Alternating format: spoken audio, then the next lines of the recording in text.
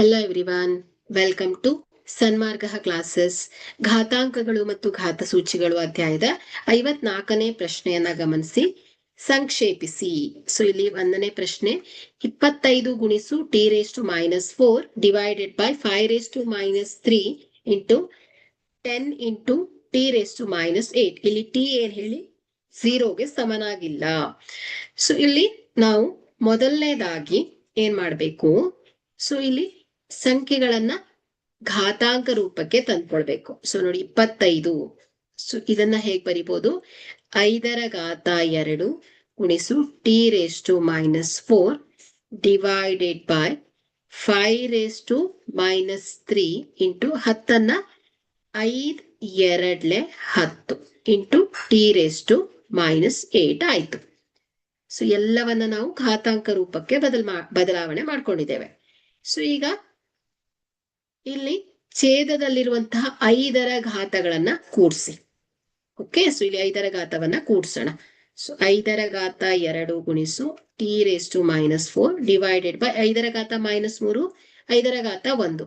So ಏನಾಗುತ್ತೆ, 5ರ ಘಾತ -2 into 2 ಗುಣಿಸು ಟಿ ರೇಸ್ ಟು -8 ಆಯ್ತು. ಸೊ ಇಲ್ಲಿ ಘಾತಾಂಕ ನಿಯಮವನ್ನ ಅನ್ವಯಿಸೋಣ. a raised to m divided by a raised to n is equal to ಏನ್ ಹೇಳಿ, a raised to m minus n ಅಲ್ವಾ. ಸೊ ಹಾಗಾದ್ರೆ ಇದೇನಾಗತ್ತೆ, 5 raised to 2 minus of -2.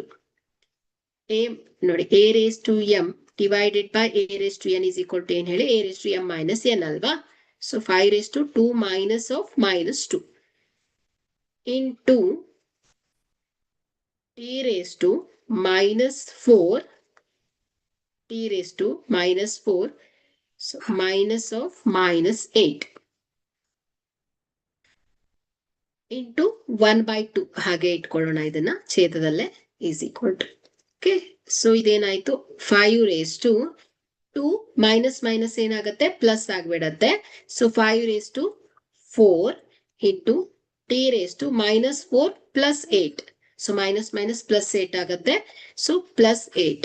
So +8 -4 ಏನ್ ಹೇಳಿ, +4 ಆಯ್ತು into 1/2. So is equal to 5 raised to 4 into t raised to 4 divided by 2. So ಇದು ಸಂಕ್ಷೇಪ ರೂಪ. Okay, thank you.